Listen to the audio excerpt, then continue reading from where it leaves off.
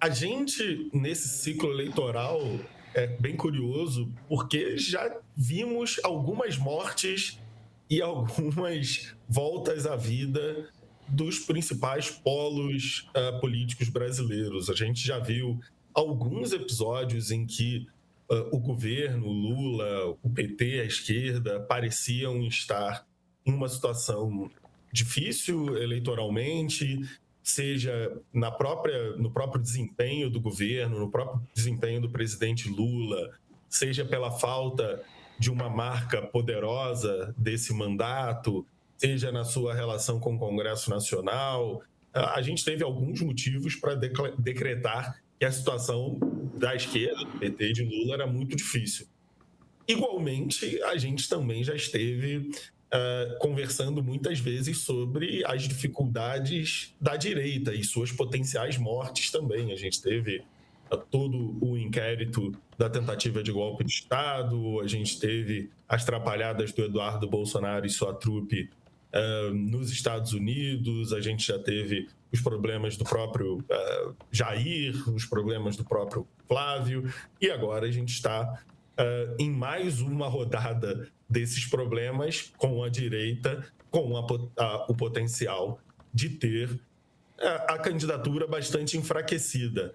O Pedro levantou um ponto interessante, que não houve uma derrocada da candidatura do Flávio Bolsonaro, não houve um impacto que matasse essa candidatura, mas houve perda significativa de pontos nessa pesquisa da Atlas, o que é bastante importante, dado que nós estamos tratando de uma eleição que está bastante apertada de todos os olhares que possamos ter sobre ela. Ela está pontualmente, em termos de pontos na pesquisa, apertada.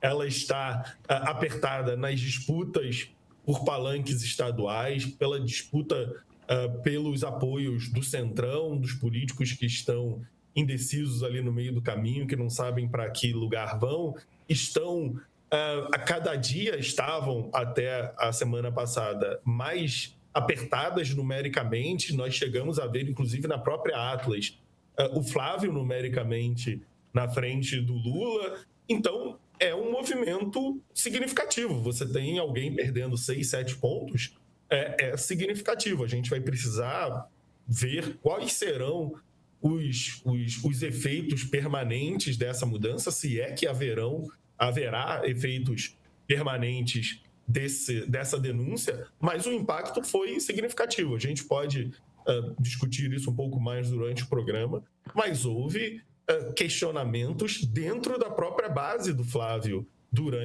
depois dessa revelação. A gente teve a base sólida ali do bolsonarismo, uma base que está unida, pelo menos desde 2018, que foi abalada de formas diferentes por essa revelação. Novamente, a questão não é termos mais uma suspeita de corrupção, não é termos mais um indício de relações inapropriadas entre políticos e um empresário.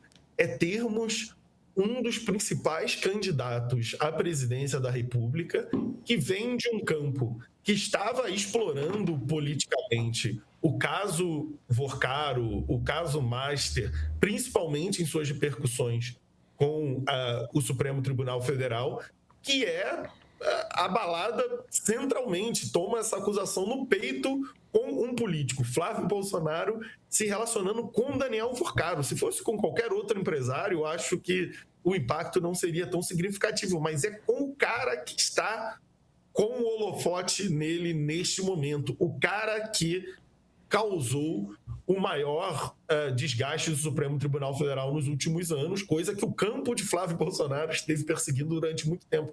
Então, é uma conjunção de fatores particularmente danosa para o Flávio Bolsonaro. Me surpreendeu, não os efeitos no eleitorado, porque eu acho que esses efeitos podem ou não aparecer, e serão mais no médio prazo, pelo menos os efeitos mais permanentes disso tudo. Mas me surpreendeu o efeito que teve entre a base bolsonarista, entre os influencers, entre as pessoas que fizeram o bolsonarismo ser o que é hoje e que a revelação desse diálogo caiu como uma bomba. A gente pode especular sobre os motivos, sobre o que vai acontecer com isso tudo, mas é difícil a gente subestimar os efeitos da revelação desse diálogo, que é o que a gente tem até agora, dessas conversas sobre a campanha do Flávio Bolsonaro. Só para trazer mais uma informação antes da Flávia comentar, gente, tem uma reportagem agora do Metrópolis, do Igor Gadelha e do Gustavo Zucchi, que não traz nenhum áudio como trouxe a do Intercept, que gerou esse impacto, mas que dá conta de que o senador Flávio Bolsonaro visitou Daniel Vorcaro no fim de 2025, depois da primeira prisão do banqueiro. Segundo a coluna apurou, aconteceu na casa, né, do Daniel Vorcaro em São Paulo, quando ele já tinha deixado a prisão e foi autorizado a ir para casa com restrições, como a tornozeleira, por exemplo. E essa conversa já estaria acontecendo entre Flávio e aliados, e o que o Flávio estaria respondendo para esses aliados é que ele admite a visita e diz que foi lá para informar o Vorcaro que depois da prisão não faria mais negócios. Mas tem aí, o próprio senador Flávio Bolsonaro tinha dito que poderia aparecer mais alguma coisa, mais um vídeo, né? Então, vão aparecendo aí novas informações, entre elas esse encontro que está aqui registrado no Metrópolis. Flávia?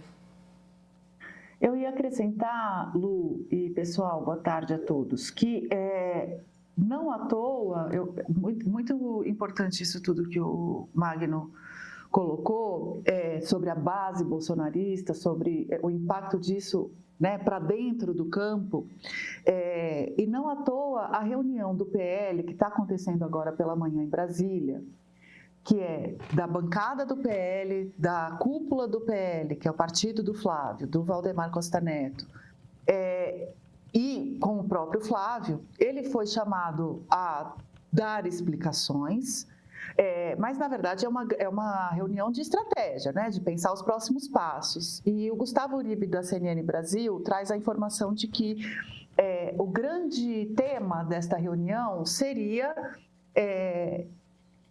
elaborar medidas de transparência para serem apresentadas a partir de agora, na pré-campanha, sobre o tal contrato que Flávio Bolsonaro diz ter assinado com o Daniel Vorcaro, e sobre prestação de contas do filme, né?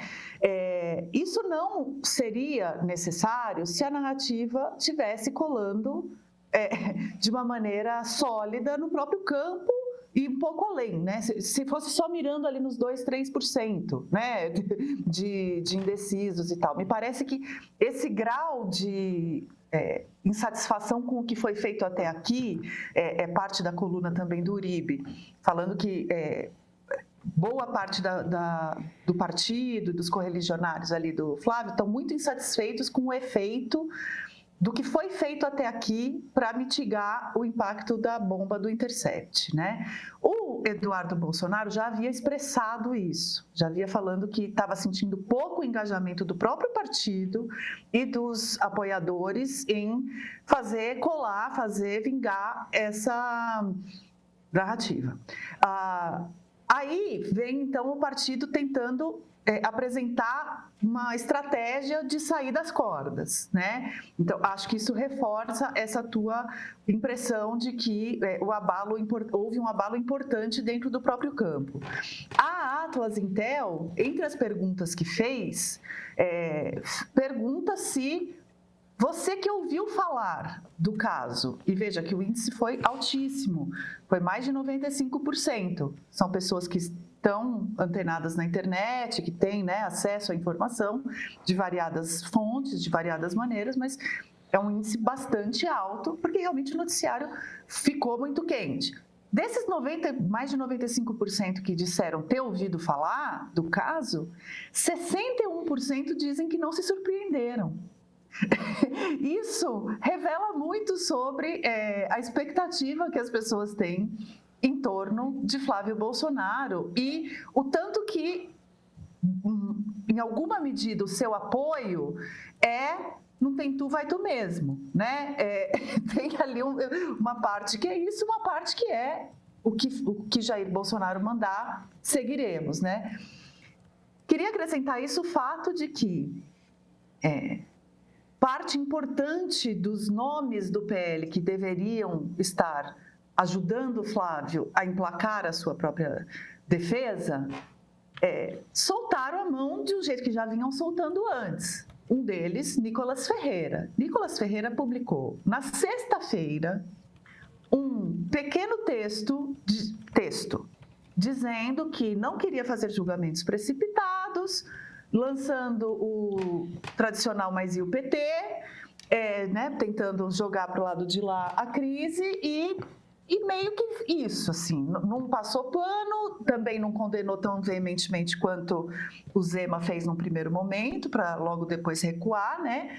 Mas, em seguida, você pega as postagens do Nicolas, e eu estou falando de postagem porque é onde ele é mais forte, é nas redes, né? Claro que talvez presencialmente, sendo cobrado ali, né, por apoiadores, talvez ele esteja fazendo defesas mais veementes e que estejam longe do nosso alcance. O fato é que a grande força política do Nicolas, com a qual Flávio adoraria contar, é o seu engajamento em redes sociais.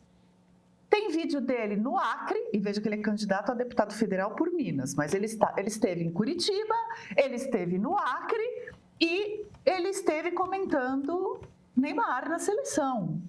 Não existe mais nenhum story, nenhum post sobre Flávio Bolsonaro, sobre Eduardo Bolsonaro, sobre o incrível filme em homenagem ao grande líder Bolsonaro, sobre o encantador roteiro de Mário Frias, nada, não tem um aceno, um nada. Ele está completamente apartado da crise. Michele Bolsonaro, que é outro nome que a gente sabe que está ali no núcleo da briga por hegemonia do campo bolsonarista, postou há 2 horas nos seus stories um vídeo não dela, né? Um vídeo de outra liderança do PL Mulher, falando do tanto que ela está orando pelas lideranças femininas do PL. Quem que é a maior liderança feminina do PL? Ela própria.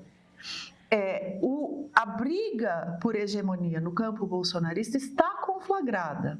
Daí a imaginar que isso vai resultar numa queda da candidatura, eu acho que há muitos passos.